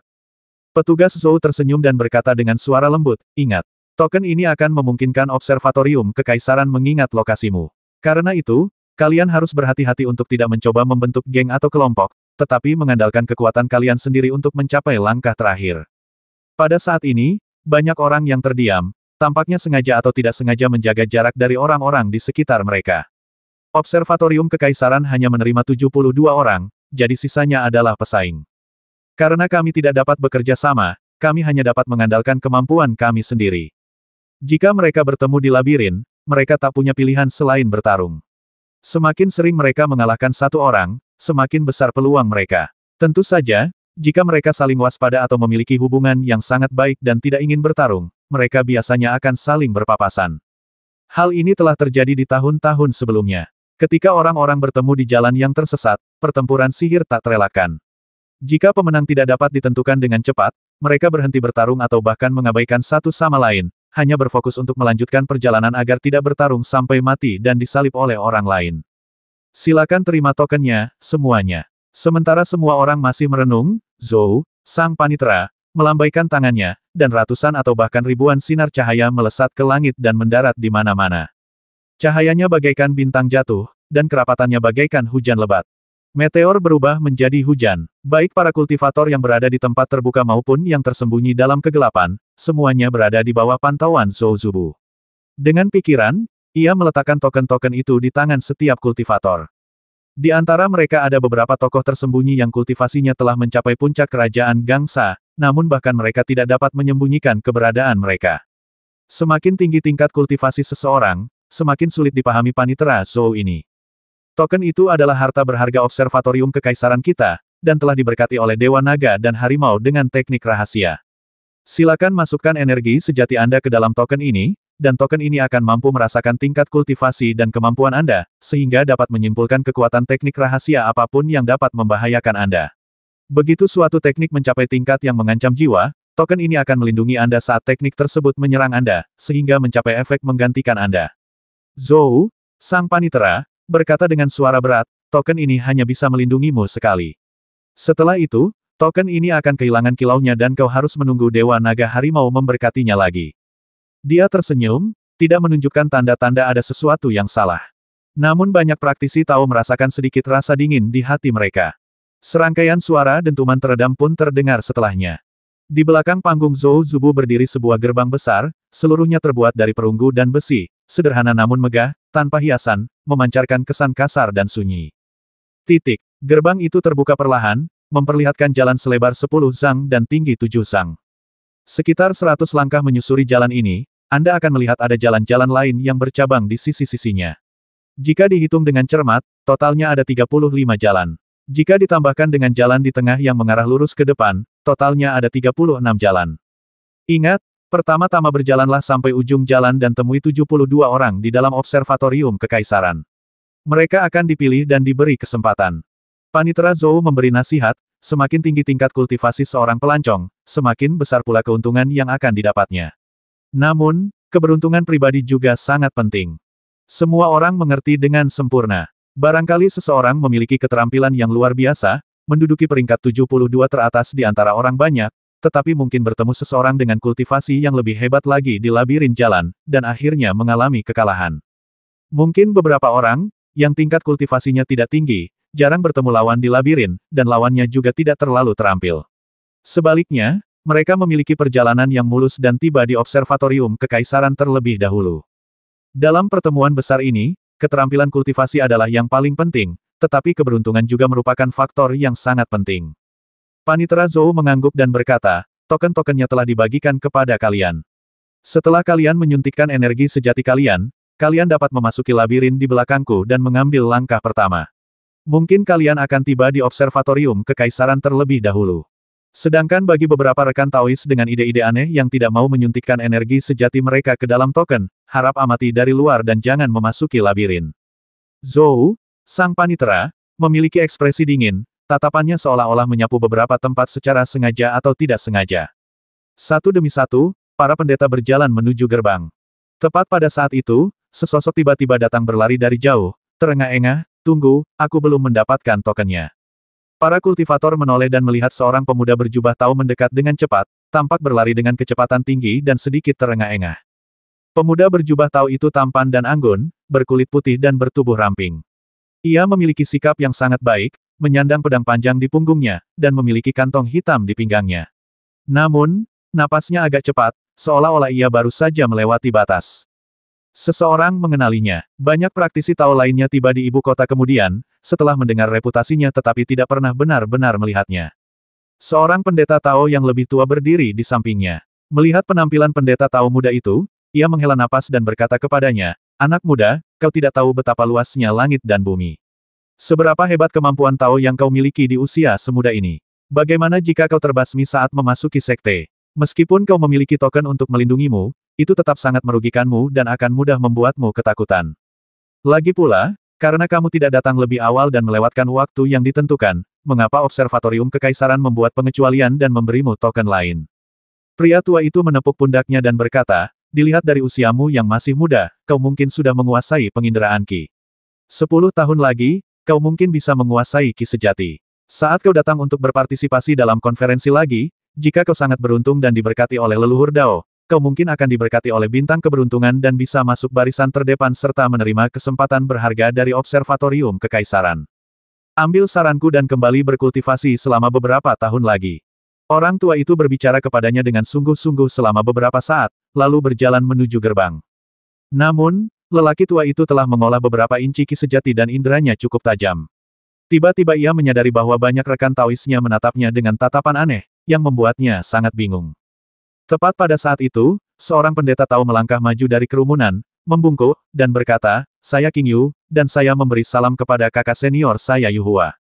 Qin Xianyu sedikit terkejut dan bertanya, siapa kamu?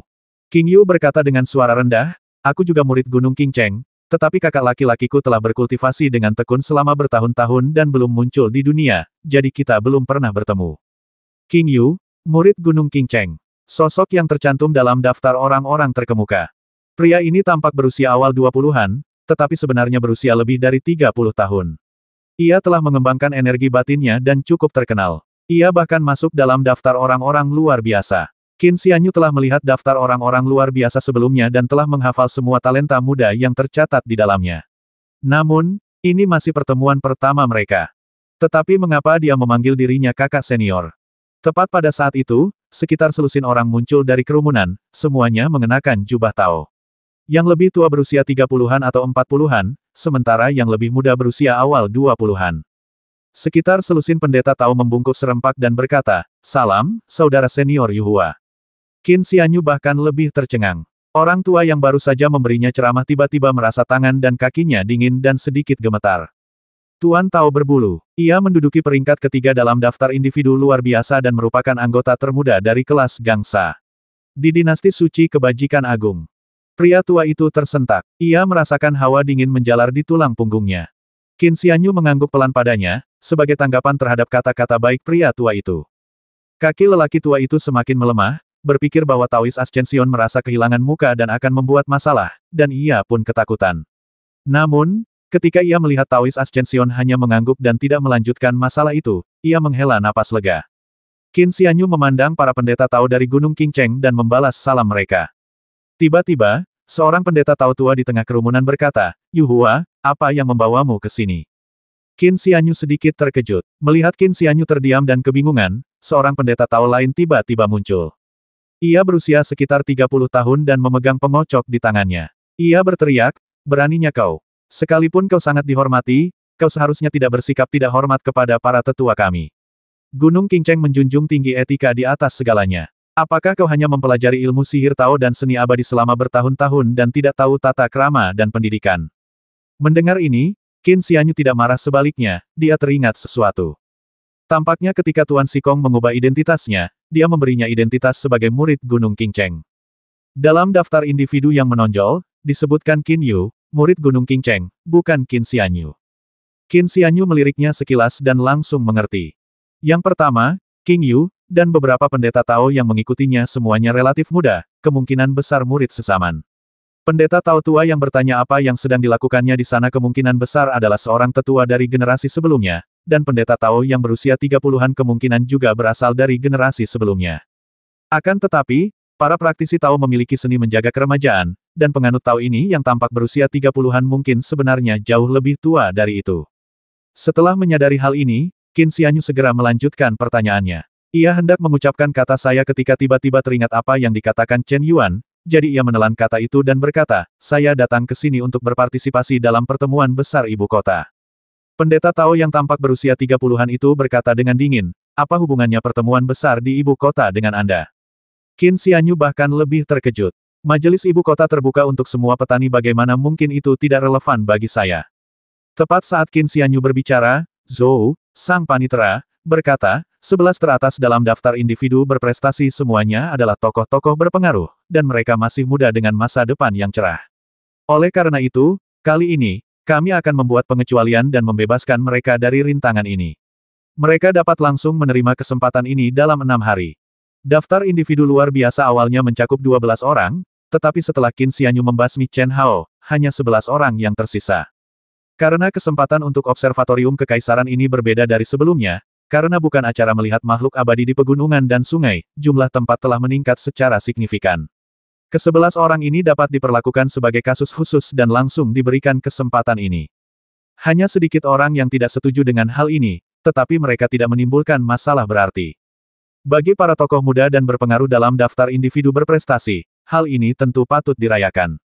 Bagi para praktisi biasa, ini berarti lebih sedikit pesaing, sehingga menjadi situasi yang saling menguntungkan. Panitera Zhou tersenyum dan berkata, "Masalah ini sudah menyebar ke seluruh ibu kota. Mungkinkah Taois tidak menyadarinya?" Qin Xianyu berkata dengan heran, "Saya benar-benar tidak tahu." Dia meninggalkan observatorium kekaisaran setelah menerobos ke alam geng surgawi hari itu. Pertama, mereka pergi ke kediaman Perdana Menteri, lalu ke kediaman Cendekiawan Agung Su, dan terakhir ke kediaman Li. Mereka meninggalkan beberapa barang, seperti beberapa senjata suci yang mereka peroleh dari gubuk beratap jerami 7 mil di sebelah barat kota, yang mereka berikan kepada Ye Qing dan kenalan lainnya. Setelah itu, mereka kembali ke gubuk 7 mil di sebelah barat kota. Setelah bertemu dengan Raja Cahaya, dia mengasingkan diri untuk berkultivasi hingga sekarang, dan memperoleh pemahaman mendalam tentang mudra menyentuh bumi. Mengetahui bahwa hari ini adalah pertemuan akbar di ibu kota, Qin Xianyu, sebagai orang yang sopan dan berbudi luhur, pasti sudah datang lebih awal untuk menunggu. Namun, lebah ilahi bersayap juga kembali pada saat ini, jadi ia terpaksa menunggu di luar kota agar mereka kembali satu persatu untuk mencegah hal-hal tak terduga terjadi di kota. Itulah sebabnya ia datang agak terlambat. Tetapi dia sama sekali tidak menyadari bahwa ke-11 anggota teratas daftar pahlawan mampu langsung memperoleh kesempatan ini dan tidak perlu berpartisipasi dalam konferensi ini. Pendeta Tao itu, yang tampaknya berusia sekitar 30 tahun, mendengus dan berkata, "Sebelumnya kau tidak tahu, tapi sekarang kau tahu. Kenapa kau tidak cepat-cepat pergi?" Qin Xianyu meliriknya, sedikit mengernyit, dan tidak menjawab. Jika Tuan tahu tidak ada hal lain yang harus dilakukan, Anda boleh pergi. Zhou, sang panitera, terkekeh padanya sebelum berkata kepada para kultivator lainnya konferensi sudah dimulai. Mereka yang masuk lebih awal mungkin sudah berjalan lebih dari 100 kaki. Kenapa kalian tidak bergegas? Seketika beberapa kultivator menyatukan pikiran mereka, masuk melalui pintunya, dan memasuki wilayah jalan ajaib. Panitera Zhou memandang semua orang dan berkata sambil tersenyum, saya juga ingin mengingatkan kalian bahwa token pelindung ini adalah harta karun observatorium kekaisaran kami. Token ini sangat kokoh dan tidak mudah rusak. Token ini dapat menahan serangan teknik Taois tingkat tinggi tanpa kerusakan. Token ini benar-benar harta karun dan tidak dapat ditemukan dimanapun. Setelah konferensi, harap kembalikan kepada kami. Namun begitu dia selesai berbicara, seberkas cahaya muncul dari kerumunan. Seseorang memasukkan energi batinnya ke dalam token tersebut, dan token itu bersinar terang. Lalu, pria itu, yang membawa token, menerjang Qin Xianyu. Pendatang baru itu memegang erat 3 manik ibel api di tangannya, yang masing-masing setingkat geng surgawi dan bahkan dapat membasmi tokoh setingkat geng. Orang ini telah mencapai puncak kultivasi ibel bumi dan memiliki tanda pelindung, yang membuatnya hampir tak terkalahkan.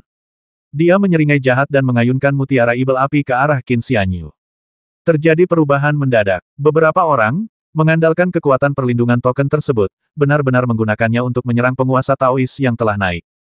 Pria itu tampaknya berusia 40-an atau 50-an. Ia melepaskan 3 manik ibel api dari tangannya secara bersamaan dan mulai melepaskan teknik sihirnya sendiri. Begitu mutiara ibel api meledak, ia memiliki kekuatan sihir Tao setingkat geng surgawi. Sang kultivator yang tiba-tiba melancarkan gerakan juga memiliki tingkat kultivasi kesempurnaan agung ibel duniawi. Token tersebut memiliki efek merenggut nyawa seseorang sekaligus bahkan teknik Tao di puncak alam gangsa tidak dapat menghancurkannya dalam satu serangan. Orang ini yakin bahwa dirinya berada dalam posisi tak terkalahkan. Jika orang biasa menghadapi situasi seperti itu, mereka pasti akan terkejut. Namun, Qin Xianyu hanya menyipitkan matanya, dan segala sesuatu di dunia melambat, memungkinkannya untuk melihat semua metode lawan. Mutiara ibel api, tatapannya menajam, dan telapak tangan kirinya tiba-tiba teracung. Cahaya menyilaukan, perpaduan biru dan putih, melesat keluar dari telapak tangan kirinya. Kilatan petir itu bagaikan anak panah yang tajam, menembus 3 manik api jahat. Ledakan yang memekakkan telinga, bumi berguncang hebat, dan semua orang merasakan kaki mereka gemetar. Suara guntur dan api begitu memekakkan telinga sehingga hampir membuat orang tuli dan tidak dapat mendengar apapun. Petir dan api, bagaikan ombak raksasa, menyapu ke segala arah. Para praktisi Tao di dekatnya semuanya terbalik. Untungnya, kilat surgawi dan mutiara api jahat saling meniadakan, dan hanya kekuatan sisa yang tertumpah keluar, tanpa melukai siapapun. Semua praktisi Tao yang hadir merasa ngeri. Tepat pada saat itu, Dewa Tao kenaikan mendekati petir dan api. Petir dan cahaya api berpencar, namun tidak dapat melukai mereka sedikitpun. Hal ini dikarenakan penguasa Taoisme kenaikan memiliki ki pelindung. Alam surgawi. Seseorang berseru kaget. Lelaki yang telah mencapai kesempurnaan agung ibel duniawi mengubah ekspresinya dan segera melepaskan teknik Taoisnya. Qin Xianyu menyerbu ke dalam petir dan api, dan telapak tangan kirinya, yang baru saja menggunakan teknik Palm Thunder, membentuk segel tangan. Jari tengah dan jari manis ditekuk ke dalam. 3 jari lainnya lurus dan mengarah keluar, membentuk mudra gestur tangan. Tanda yang menyentuh bumi. Letakkan 3 jari di dada orang tersebut. Semburan cahaya meletus dalam sekejap. Token itu memancarkan cahayanya, yang mengalir ke seluruh tubuh orang itu, membentuk cahaya. Bahkan seni Tao yang paling kuat dan sempurna pun tidak dapat mematahkannya. Inilah efek perlindungan token tersebut. Token ini aktif ketika mendeteksi kekuatan teknik sihir yang cukup untuk melukai pengguna, membentuk cahaya pelindung. Setelah diaktifkan, token menandakan kekalahan dan pengguna tidak dapat lagi berpartisipasi dalam turnamen. Orang itu memiliki tingkat kultivasi kesempurnaan agung ibel bumi. Jika kekuatan seni Taoisnya mencapai tingkat ibel bumi, itu bisa membahayakan nyawanya dan memicu token pelindung. Segel menyentuh bumi milik Dewa Dao kenaikan jelas memiliki kekuatan setingkat ibel duniawi. Akan tetapi, bahkan dengan Ki dan Sa yang sempurna, seseorang tidak dapat menembus kilau pelindung tersebut dalam satu gerakan. Pria itu menyeringai jahat, dan teknik ajaib terwujud di tangannya, berkilauan dengan cahaya air dan memancarkan aura dingin. Terkejut. Pada saat itu, semua orang mendengar suara tenang dari Ascension Daois mengucapkan satu suku kata. Kemudian, ibel duniawi kesempurnaan agung yang dilindungi oleh cahaya itu gemetar seluruh tubuhnya dan mengeluarkan darah dari 7 lubangnya. Di atas panggung, Tatapan Panitera Zhou menajam. Banyak tokoh besar yang merasa heran dengan hal ini. Ascension Daoist langsung membasminya melalui cahaya pelindung token tersebut. Walaupun orang ini sudah meninggal, keajaibannya sudah terbentuk dan akan segera meledak. Sang Taoist kenaikan mengambil langkah mundur. Dia menghunus pedangnya. Dengan satu serangan pedang, ia jatuh. Cahaya pelindung token itu hancur oleh pedangnya. Sihir Tao yang berair juga terbelah dua oleh pedangnya dan lenyap tanpa jejak. Pedang itu mengenai dada pria itu dan mendarat di token yang diberikan oleh Observatorium Kekaisaran. Patah. Token itu hancur berkeping-keping. Pedang Qingli menembus dada pria itu, dan kekuatan membakar dari jimat api langsung bekerja. Seluruh darah di tubuh orang ini berubah menjadi kabut, berputar-putar di sekelilingnya. Kabut darah itu samar-samar, dan samar-samar terlihat wajahnya layu, pucat, dan tak berdarah, bagaikan patung batu putih. Dia tiba-tiba menjadi kurus kering dan terjatuh ke belakang. Seorang kultivator ibel bumi yang kuat, memiliki token pelindung pengawal kekaisaran dan menghunus 3 mutiara ibel api, dibasmi di tempat oleh penganut Tao kenaikan. Hanya butuh kurang dari 2 napas. Qin Xianyu menyarungkan pedangnya dan berdiri di sana, alisnya sedikit berkerut. Suasana hening, hanya kilatan petir dan cahaya api yang masih terlihat. Token itu adalah harta berharga Observatorium Kekaisaran kita, dan telah diberkati oleh Dewa Naga dan Harimau dengan teknik rahasia. Silakan masukkan energi sejati Anda ke dalamnya, dan token tersebut akan dapat merasakan tingkat kultivasi dan kemampuan Anda, sehingga dapat menyimpulkan kekuatan teknik rahasia yang dapat membahayakan Anda. Begitu teknik magis mencapai tingkat yang mengancam jiwa, ketika jatuh pada seseorang, token akan melindungi mereka, sehingga mencapai efek menggantikan mereka. Token pelindung ini adalah harta karun Observatorium Kekaisaran kita. Token ini sangat kokoh dan tidak mudah rusak. Token ini dapat menahan serangan sihir Taoist yang telah dikembangkan sepenuhnya tanpa rusak. Token ini benar-benar harta karun, dan bukan sesuatu yang bisa ditemukan dimanapun. Kata-kata yang diucapkan Panitera Zhou sebelumnya terngiang dalam pikiran setiap praktisi Tao. Harta karun paling berharga milik Observatorium Kekaisaran konon memiliki sifat pelindung. Ia dapat menahan serangan sihir Taoist tingkat tinggi tanpa mengalami kerusakan. Akan tetapi, bahkan ibel duniawi kesempurnaan agung yang memiliki token perlindungan tidak mampu melawan dan terbasmi di tempat, bahkan token itu, sebuah harta yang berharga, hancur menjadi debu. Mengapa demikian? Tatapan orang banyak sedikit menajam, semuanya menoleh ke arah Panitera Zhou. Petugas Zhou sedikit mengernyit dan berkata, token ini memiliki efek perlindungan. Selama seseorang memiliki sihir Tao dan kekuatannya melebihi kapasitasnya sendiri, token ini dapat diaktifkan. Kilau token ini begitu kuat sehingga bahkan orang di puncak alam Gangsa pun tidak dapat menembusnya. Dan token ini juga merupakan harta karun. Bahkan teknik Taoist dengan Gangsa yang sempurna pun tidak dapat menghancurkannya. Kalian semua tidak perlu meragukannya.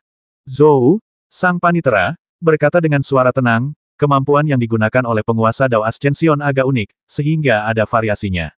Namun, ini pengecualian langka, 1 dari 10.000, jadi Anda tidak perlu terlalu memikirkannya. Para praktisi Tao masih tidak percaya dan tidak tahu bagaimana menjawab.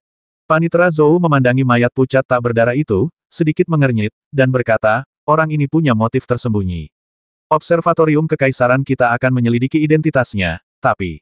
Dia menatap Qin Xianyu dan berkata perlahan, terlepas dari niat orang ini, fakta bahwa dia menyuntikkan energi sejatinya ke dalam token telah menyebabkan labirin di dalamnya berubah secara alami. Sekarang setelah dia dibasmi oleh penguasa Dao, susunan labirin di dalamnya kehilangan satu orang, dan telah terjadi perubahan lain. Qin Xianyu sedikit mengernyit dan berkata, orang ini menyerangku, jadi aku tidak punya pilihan selain membalas. Menurut Panitera, itu. Petugas Zhou menggelengkan kepalanya sedikit dan berkata, ini sebenarnya bukan hukuman, tapi tindakanmu telah memengaruhi tata letak labirin, kecuali. Pada titik ini, Panitera Zhou berhenti sejenak sebelum melanjutkan, kecuali kau menggantikan orang ini dan memasuki labirin, barulah para kultivator di sini dapat diperlakukan dengan adil. Biarkan Taoist yang telah naik ke atas memasuki labirin untuk bersaing memperebutkan 1 dari 72 tempat. Para petani saling bertukar pandang. Memikirkan orang ini yang menduduki peringkat ketiga dalam daftar individu luar biasa, yang pernah menggunakan teknik rahasia naga dan harimau serta memiliki keterampilan Tao yang mendalam, dan mengingat bagaimana dia baru saja membasmi Master Ibel Bumi yang dilindungi oleh token tersebut dengan satu serangan pedang. Dengan adanya dia di dalam, dia pasti akan mendapat tempat. Jika dia masuk dan orang banyak berhadapan dengannya, mereka tidak hanya akan kalah, tetapi kemungkinan besar mereka bahkan tidak akan bisa menyelamatkan nyawa mereka. Ekspresi lelaki tua itu berubah, dan dia tiba-tiba melangkah maju. Perubahan tata letak labirin mungkin tidak adil, tetapi kami bersedia menerimanya. Orang tua itu membungkuk sedikit dan berkata, saya harap Taois Yuhua dapat membebaskan saya dari rintangan ini dan memberi saya kesempatan ini. Para kultivator saling bertukar pandang, membungkuk, dan berkata, kami berharap pendeta Tao kenaikan akan membebaskan kami dari rintangan ini dan memberi kami kesempatan ini. Saya berharap Sang Taois abadi yang mendaki akan membebaskan saya dari rintangan ini dan memberi saya kesempatan ini. 180.